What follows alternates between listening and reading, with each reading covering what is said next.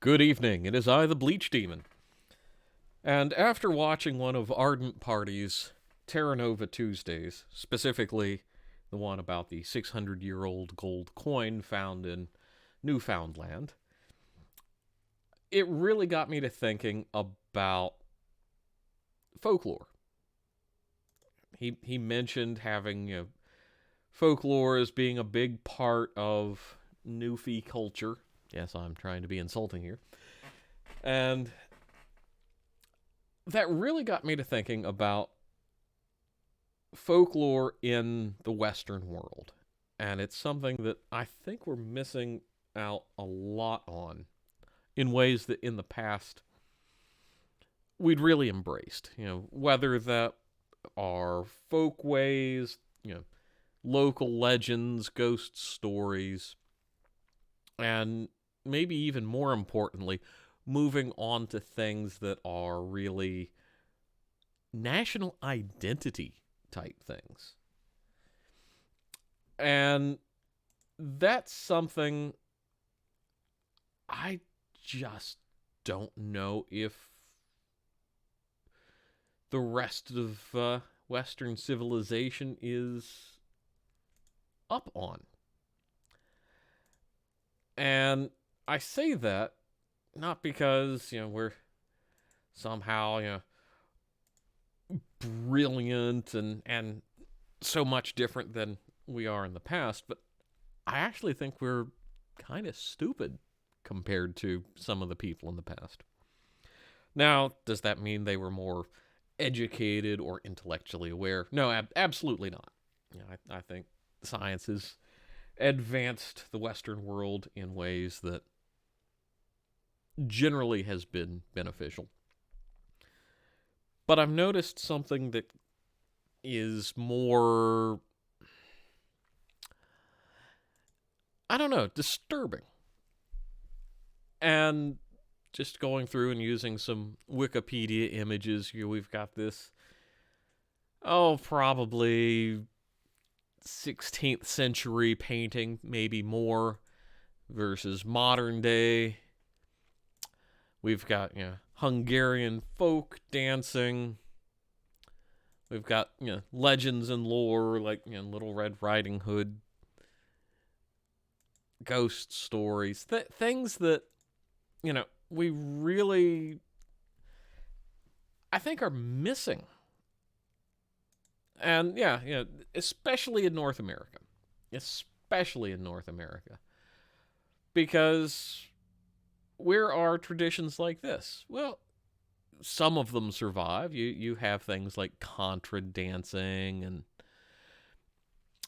various things of that nature, but it's not really tied to anything. It's all loose. It's without grounding and without, I would say,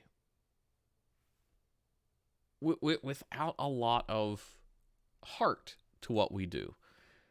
Whether it's personification of nations or whether it's something where we go out and say to ourselves, all right, we've got a story. And where are those stories that bind us together as individuals, as nations? And I don't know if we really embrace that anymore. And that's very bothersome. In the American example, we used to, lionize figures like Washington, Jefferson, Franklin. And now we tear them down. It's almost more of a hobby to tear them down rather than it is to embrace what they mean to us as individuals. When someone says, "Hey, go look at, say, a Paul Bunyan character or Johnny Appleseed," What do they represent? Well, for most of us now, it's a quaint reference to, oh yeah, planting apple seeds, whoop de doo. Yeah, sure he was a real guy, but he was probably some ist or phobe somehow.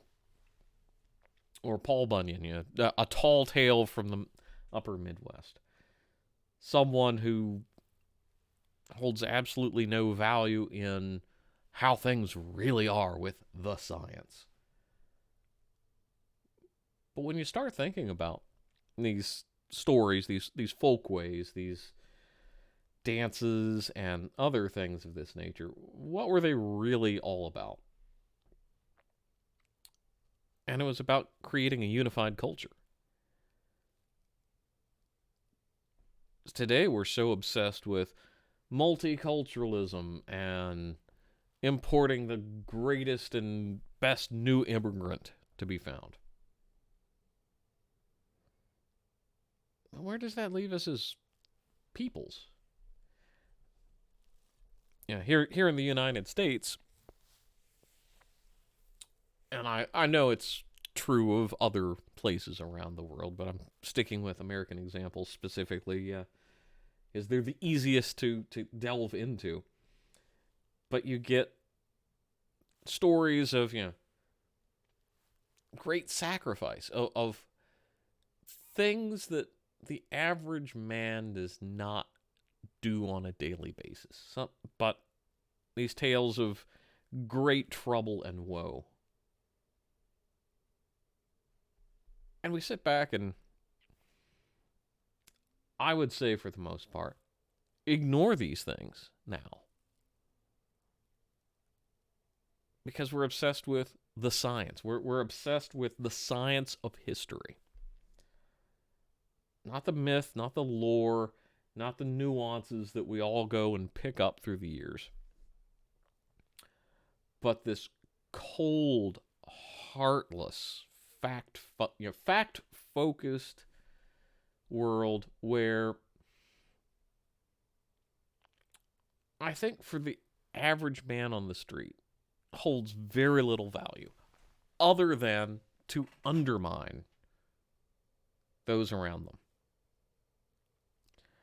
Because when you can't see the divine spark, whether you're religious or not, I think there's a bit of humanity where we connect with each other because we're higher than just the animals. And folk tales present that. Whether it's a John Bull figure or Uncle Sam, although Brother Jonathan's more entertaining. But it's these threads, these threads between you now and the previous generation, and the generation beyond recent memory. Because when you can have a connection with your past as a people, you form stronger national bonds. Because not only are you wanting to preserve that history, but you're part of it. And you have a greater duty to those in the past if you understand that, yes, they're flawed. Yes, they're human. But they had these higher ideals that they represent. The example I would rush to is a parent who wants the best for their child. And they live an upright example. Flawed, yes. Human, yes. But they're living this example not to accentuate their flaws, not to talk about the drunken frat parties that they used to have, or the carousel that some of the sorority girls would ride, kind of thing. It's more about trying to craft a narrative so that the children of the now, you and I, are going to be the progenitors of something, of something far better, far greater, far more cultured, more than we could ever be ourselves. But we don't tell the story of, oh, well, I got down into this drunken brawl at the local bar last Saturday night. And no, we don't tell those stories. We tell the stories of, I walked, uphill to school both ways in the snow. That's human nature. We want to look for the best, not in ourselves, but in our past. And whether that's our own personal past or the past of our nations, or the pasts of our peoples. And I think that's being overlooked. One of my friends is a historian. And he was writing about a speech, I believe it was Ronald Reagan made in Danville, was it Virginia or Tennessee? I can't remember. One of the two. Had it published, and it was this big deconstruction article about all the things that meant in like the 1970s. That's great. That's excellent for historical analysis. But what does that mean to anybody who's not doing these deep dives into such historical subjects? Not a ton. And that's not to say that this work shouldn't be done. It absolutely should. It needs to be preserved. It needs to be part of the public memory, but not in a way that crafts who we become tomorrow. And ultimately, that's what all folklore is supposed to be. It's that crafting of a narrative, and I've probably said it 7 times by now. But it's just that damned important to me that we embrace our folk ways.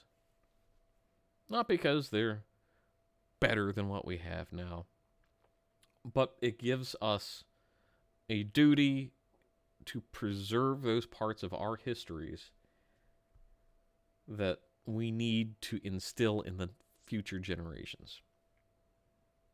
Now, maybe that's, the British having their rivalry with the French. Maybe that's something like, the Scandinavians all doing their little infighting. It's not because it's born out of the need for hostility, but because it forms cultural reference points that typically get borne out as the generations pass as to why these stories are valid and why they're needed. But in our postmodern world where we're wanting to deconstruct everything, they want to deconstruct basically national creation myths.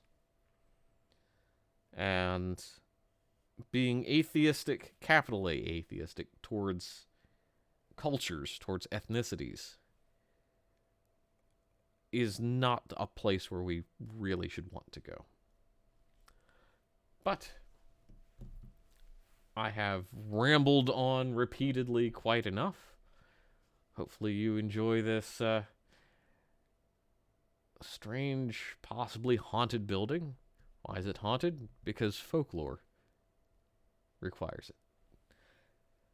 Well, that is all for me, and I will say bleach out.